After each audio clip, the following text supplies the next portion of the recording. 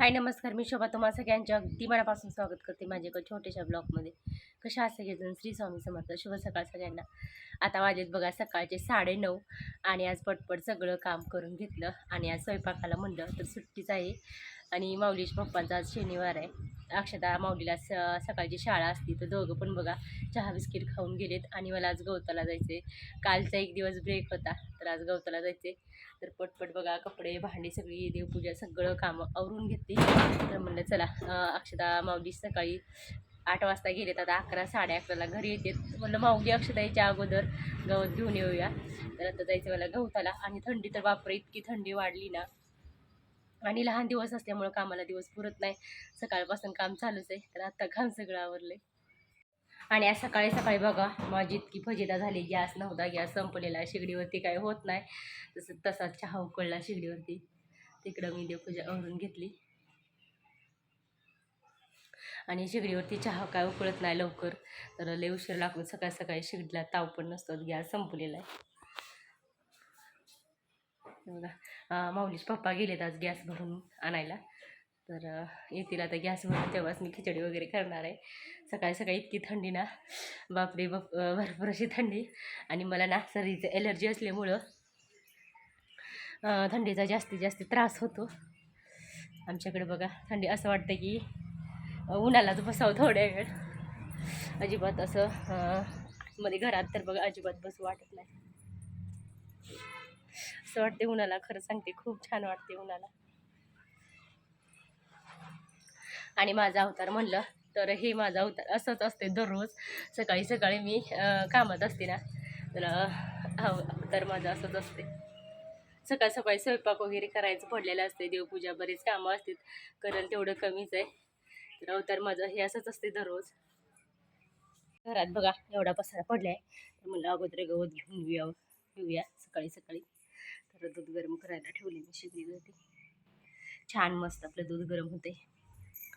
इकडं पण बघा बराच पसारा पडलेला. दार बंद केले मी, दोघं पण गेले शाळेत. असा सगळा घर सगळा पसारा पडला आहे. आणि काल अक्षता माऊलीला सुट्टी होती ना, ते घर सगळा पसारा. तर म्हणलं अगोदर गवत आणल्यानंतर आवरता येईल.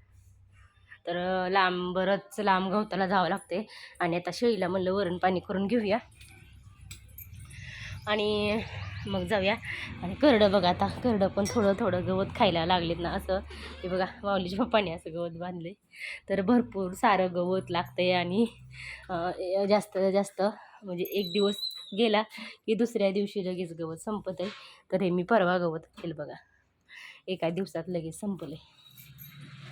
कशी मस्ती करतात आपली पिल्लं. त्यांना वाटतंय मी काय खायलाच आणले की काय. शेळी म्हणलं तर बसले मस्त उन्हाला.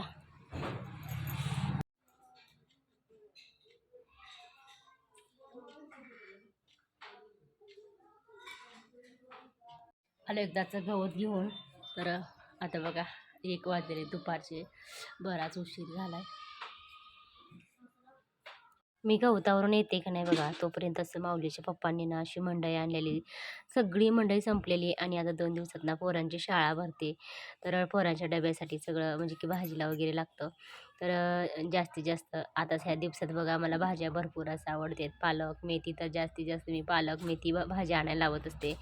आणि असं थोडीशी बघा मंडई बटाटा टोमॅटो हे सुद्धा घेऊन आलेत. आणि आलं म्हणलं तर चहासाठी आलं लागतंय. आणि रात्रीच गॅस संपलेला.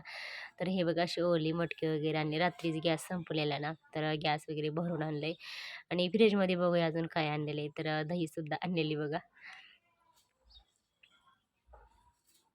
दही ना कधी कधी म्हणजे माऊली जास्तीत जास्त माऊलीला आवडतेच साखर वगैरे टाकून खायला.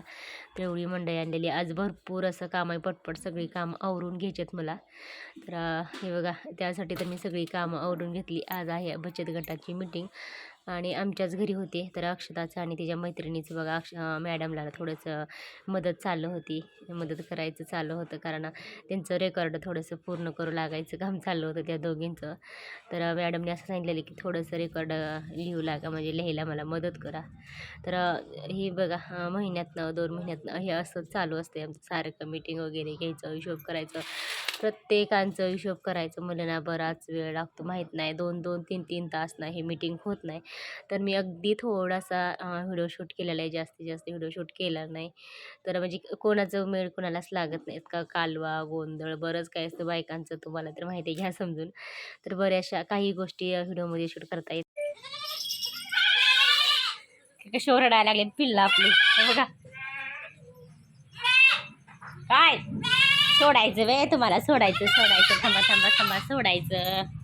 मग काय 2 तास मीटिंग झालीच नाही आणि दळणं आले होते, 3-4 दळणं दळायला.